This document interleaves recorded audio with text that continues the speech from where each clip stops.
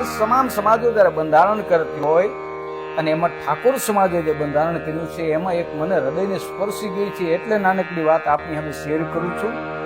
ખાસ સાંભળજો ઠાકોર સમાજના યુવાનો, તમે આ વાતને યાદ કરજો. હું કોણ છું, મારો ગુરુ કોણ છે, મારો પંથક કયો છે, આ વાતને યાદ કરજો. તમને ઊણો વિચાર નહીં આવે, આની ગેરંટી આપું છું. એટલે નાનકડી વાત કરવી છે સાહેબ. ઓગણની થળીની માથે ઠાકોર સમાજે સ્નેહ મિલન બોલાવ્યું છે, કારણ કે વ્યસન મુક્તિના નિયમો ઘડવા માટે થઈ. અને એમાં આજુબાજુના પંથકના 3 જિલ્લાના માણસો જયારે એકત્રિત થયા હોય, એમાં કોંગ્રેસ હોય તો ભલે, ભાજપ હોય તો ભલે, આમ આદમી પાર્ટી હોય તો ભલે, રાજકારણના પટ્ટાને ઘરે મૂકી અને સમાજના આગેવાનો, રાજકીય આગેવાન મટીને સમાજના મોભી બનીને કાર્યક્રમમાં ગયા હતા. બેન ગેનીબેન હોય તો ભલે, અમૃતિ ઠાકોર હોય તો ભલે, અલ્પેશજી ઠાકોર હોય તો ભલે, નવગણજી ઠાકોર હોય તો ભલે, કેશાજી ચૌહાણ હોય તો ભલે, અને અમારા લવિંગજી ઠાકોર હોય તો ભલે, તમામે તમામ સમાજના આગેવાન બની ગયા હતા. અને એ બને ઘટના એવી બને, પ્રતિજ્ઞા લેવાની છે, પ્રતિજ્ઞા લઈને બધા જુદા પડ્યા છે.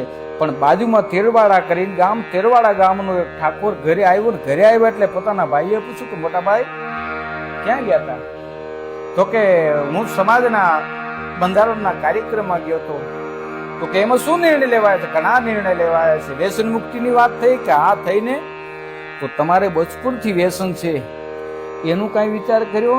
અને ત્યારે માણસ મરક દાંત દેતા દેતા એટલો બોલ્યો હતો કે હા, મારે બચપણથી વ્યસન છે, પણ ઓગણની થળીની માથે સંત સદારામ બાપુના નામથી વ્યસન મુક્તિ માટે થઈને પ્રતિજ્ઞા લેવડાવી છે. મેં પ્રતિજ્ઞા લીધી છે કે મોટા ભાઈ તમે કેમ રહી શકશો?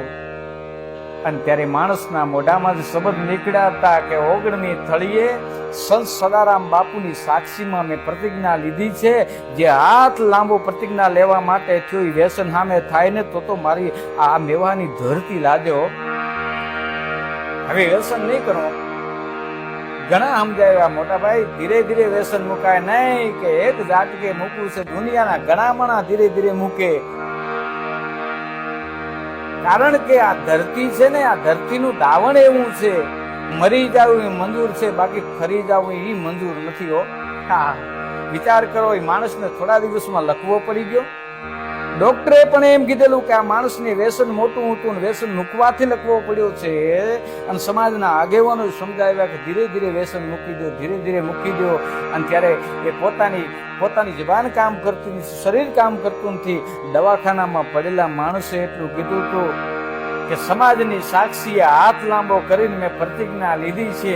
આ ખોડિયાને જો સમાજને જીવાડવું હોય તો માથેથી માથું કાપીને પછી માય રેડવું હોય તો દારૂ રેડી શકો, બાકી આ મોઢેથી પ્રતિજ્ઞા લીધી છે.